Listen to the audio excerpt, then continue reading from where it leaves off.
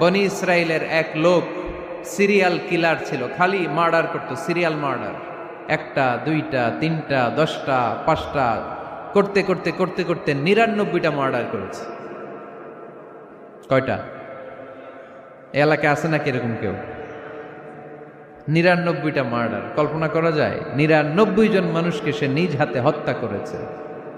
99 murder করার পরে তার মনে ভয় আসলো, হায় রে, না জানি আল্লাহ আমার সাথে কেমন আচরণ করে আখিরাতে। আমার তওবা আছে কিনা কপালে জানি না, আমার তো ক্ষমা নাই, কি করব আমি? তো সে লোকজনদেরকে জিজ্ঞেস করলো, আমার ক্ষমা আছে কিনা, এটা কে বলতে পারবে? আমাকে আল্লাহ মাফ করবে কিনা? তারা সবাই বললো, এই এলাকায় এক আল্লাহর ওলি আছে, তার কাছে যাও। সে আল্লাহর ওলির কাছে যেয়ে বলে, ও আল্লাহর ওলি, আমি 99টা হত্যা করেছি, 99টা মার্ডার, আমার কপালে ক্ষমা আছে কিনা তুমি একটু বলো। আল্লাহর ওলি কই, কি বললা? 99টা মার্ডার? হায় হায়, সর্বনাশ, তোর কোনো ক্ষমা নাই।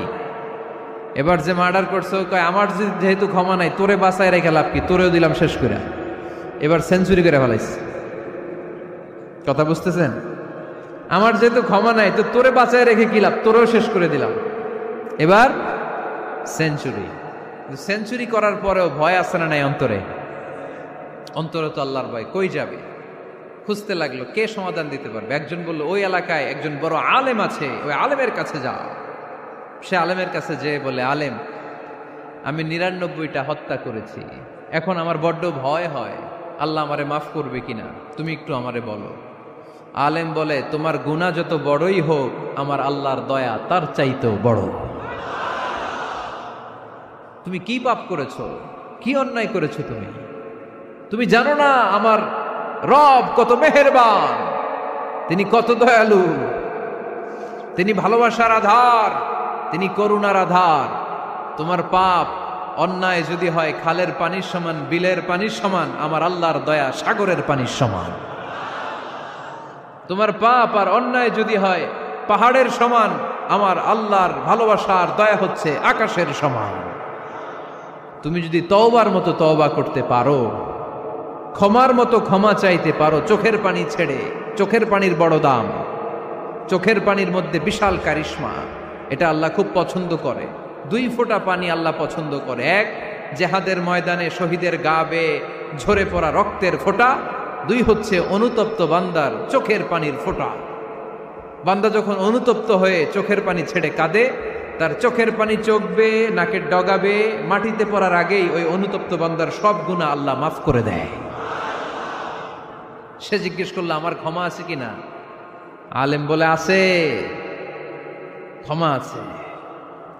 তওবার মতো তওবা কর, তাওবাতান নাসুহা, তওবার মতো তওবা করলে আল্লাহ ঠিকই মাফ করবে। সে এতটাই অনুতপ্ত হলো, এতটাই, সে আল্লাহর কাছে ক্ষমা চাইতে শুরু করলো। আলেম পরামর্শ দিল, তুমি যে এলাকায় থাকো এলাকাটা ভালো না, এলাকাটা ছাড়ো, এখানে সব ডাকাতদের এলাকা, তুমি একটা ভালো এলাকায় যাও, ওখানে যে তওবা করে ভালো মানুষ হয়ে যাও। সে নিয়ত করে কাপড় চোপড় গুছিয়ে ভালো এলাকায় যাবে। ঘর থেকে বেরোয়ার সাথে সাথেই মালাকুল মাউত চলে আসছে, তার রুহু কবজ করে ফেলছে। এখন রুহু কে নিয়ে যাবে? ফাজাআত মালাইকাতুর রাহমা ওয়া মালাইকাতুল আযাব।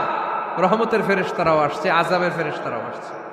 রহমতের ফেরেশতারা বলে, না না, সে তওবার নিয়ত করেছে, যদিও তওবা করতে পারে নাই, যদিও ভালো এলাকায় যেতে পারে নাই, তওবার নিয়ত করেছে, অনুতপ্ত হয়েছে, ক্ষমা চাওয়ার চিন্তা করেছে, আমরা তার রুহু নিয়ে ইল্লিনে রেখে দেব।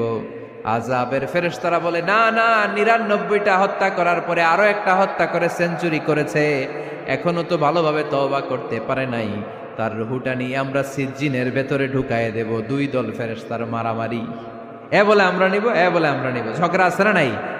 আল্লাহ বললেন, রাখো রাখো, ঝগড়ার দরকার নাই। এক কাজ করো, যেখানে মারা গিয়েছে ওইখান থেকে ফিতা দিয়ে মাপতে শুরু করো। ভালো এলাকাটা যদি কাছে হয় জান্নাতের ফেরেশতারা নেবে, খারাপ এলাকা যদি কাছে হয় জাহান্নামের ফেরেশতারা নেবে। খারাপ এলাকা তো একেবারেই কাছে, ঘর থেকে বেরোয়ার সাথে সাথে মৃত্যু হয়েছে। আর ভালো এলাকা তো অনেক দূর। আল্লাহ জামিনটারে আদেশ দিলেন, জামিন, এই অনুতপ্ত বান্দার জন্য তুই ভালো এলাকাটা কাছে চলে আয়। ভালো এলাকাটার জামিনটা তুই সংকুচিত হয়ে যা। যদিও ঘর থেকে বের হয়েছে একেবারে কাছে, খারাপ এলাকাটা হাজার হাজার মাইল দূরে চলে যা। ফিতা দিয়ে মাপ দিয়ে দেখে, সর্বনাশ,